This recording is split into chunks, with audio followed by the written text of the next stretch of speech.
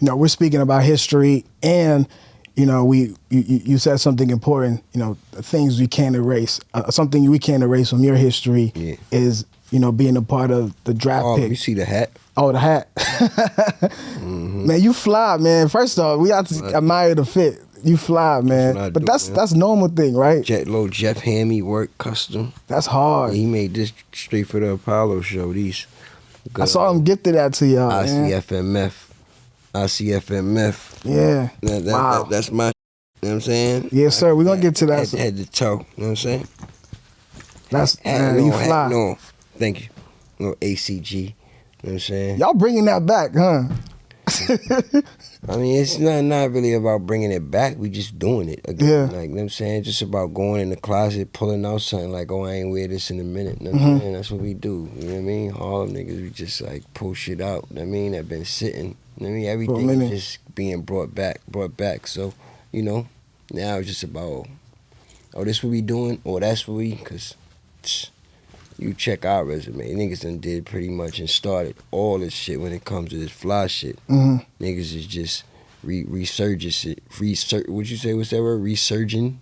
Surgeon, whatever you call. I'm with you. Hey, man. I can understand it. That's all that matters.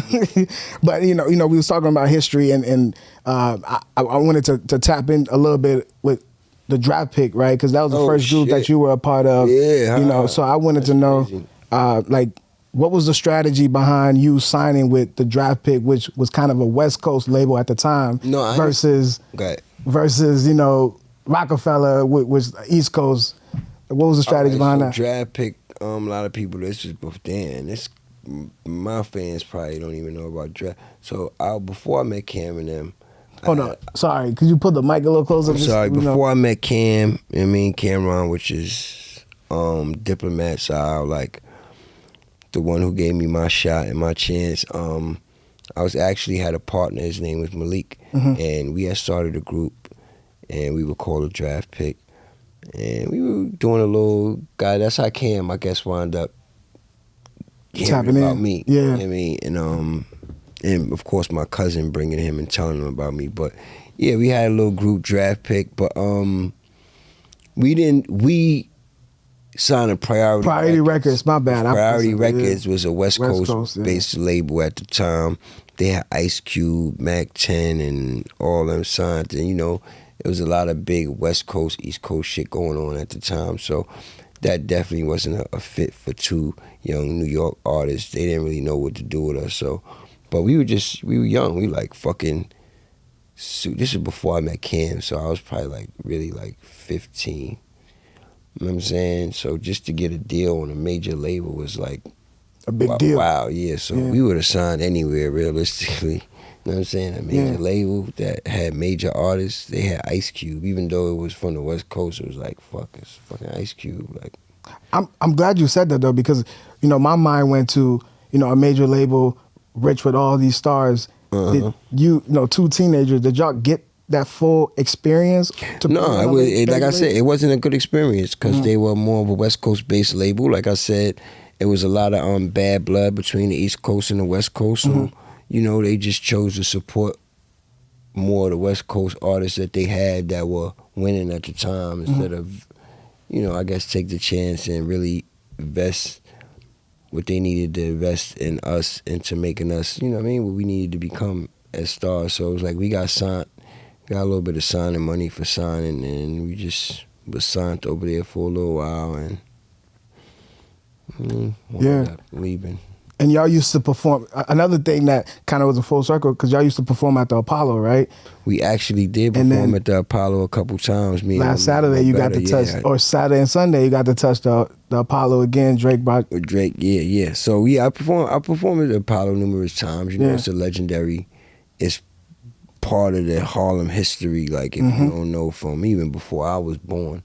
You know what I'm saying? They used to have this thing called, before the internet and all this, even TV, so you had Soul Train, and you had something called the Apollo, which was called Live at the Apollo. It would come on Saturday, one of the only black kind of like, not even want to say network, just a show on TV. And it was like a talent search, you know what I'm saying?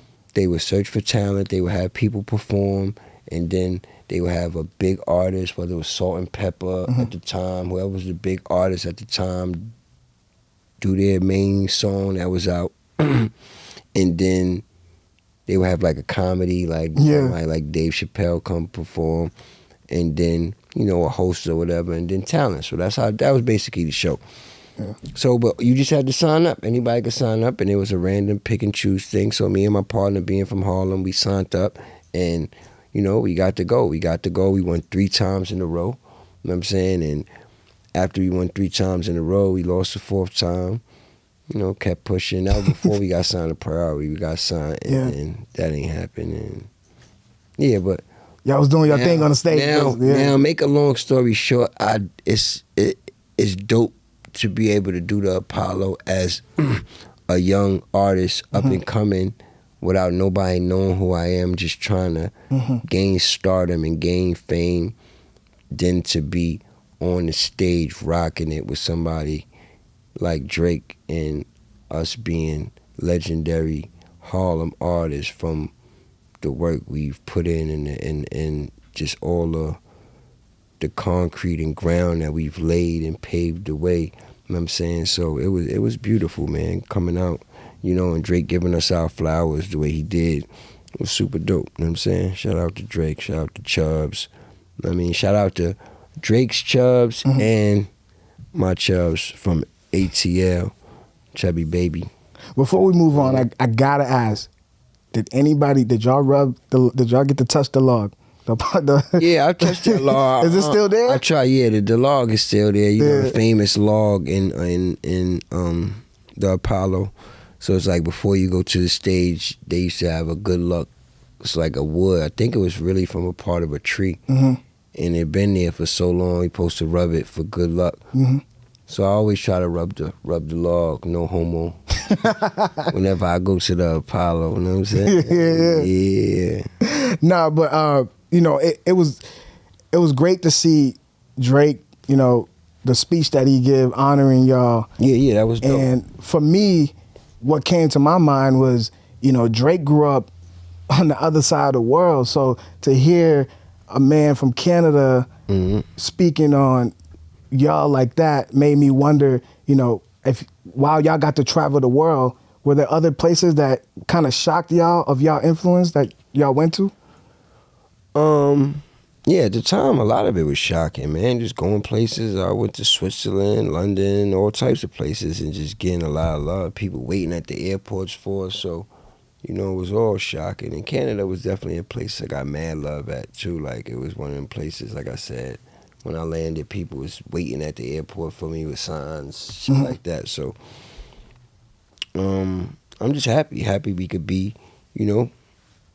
people that influence the culture the way we did. I'm happy Drake did it, because as much as I'm humble, so it's like, and I was just talking about people, I don't like bragging and talking about who we are. I feel like it's good for somebody else to say it, you know what I'm saying, and give it to the people. And then coming from Drake, somebody that's kind of like the king of, I couldn't say this actual era, but maybe the era right before this, leading into this, is pretty much the king.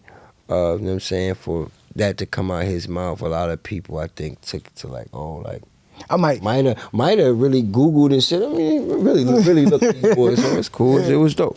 But we know who we are. We know what's up. We from Harlem. Niggas from Harlem got an ego about us already. Like, you know what I mean? You can't fuck with us. So we don't need nobody to tell us that. We always know who he is.